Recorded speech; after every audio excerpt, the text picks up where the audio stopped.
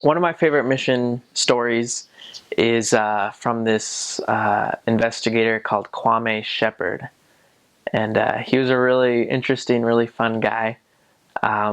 We found him in Newton, Kansas. It's a little town about half an hour north of Wichita, Kansas.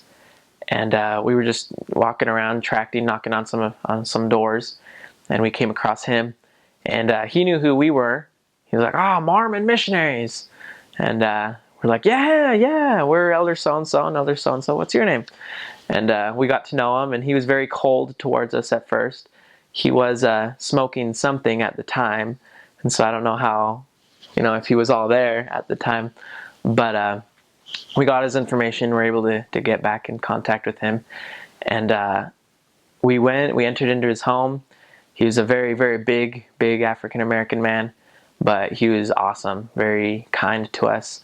He was interested in learning more, especially, he knew some things that weren't all true, so we were able to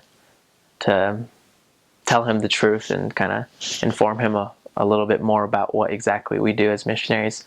And as we were sitting there in his living room, we were just kind of talking about the Book of Mormon and what it is and how he can come to know that it's true. And what happened in this situation happened, unfortunately, a lot. As missionaries, we're not supposed to watch TV or anything.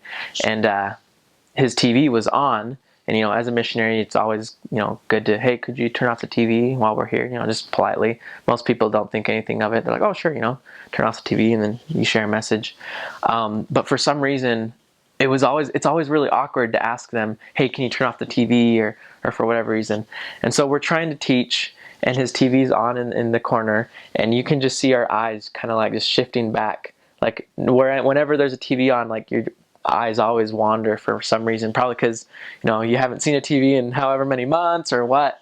And so we're trying to teach Kwame, and our eyes just keep shifting back, and he notices, and he was like, hey, are you guys distracted? Do you want me to turn off the TV?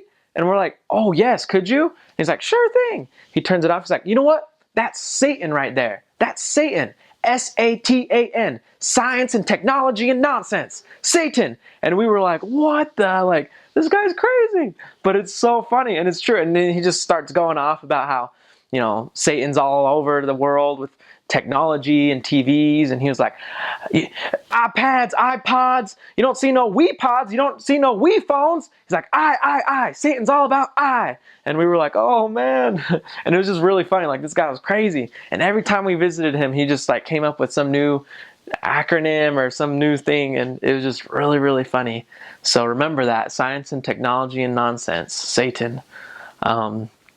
And so that's really funny. Another fun experience with him is when we taught about the Book of Mormon, and we told him, if you read and pray about this, you can know for yourself that it is true. God will answer your prayer, and by the Spirit you'll know that this book is the Word of God and that it's true.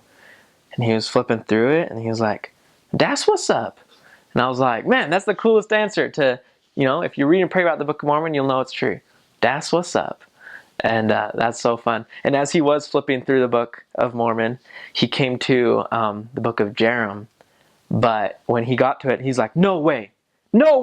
You got the Book of Jerome in here? You got the Book of Jerome? It's about time a brother gets some representation up in the Word of God.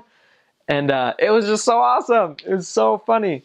And we just loved him. And even though he didn't progress a lot or as quick as we'd want, it was just fun to get to know him. It was fun to, teach him these things. And eventually he did come to church one day, which was awesome. He stuck out a lot when he entered that sacrament meeting room, but he was welcome to the ward. People came up to him and shook his hand, and even though he was kind of a scary looking guy, I'm glad that the ward members went up and fellowshipped him, talked to him, made him feel welcome. And I was transferred soon after that, so I don't really know what came of Kwame Shepherd, but I'm just glad I had that experience to get to know him and to gain some laughs and some good journal entries from him.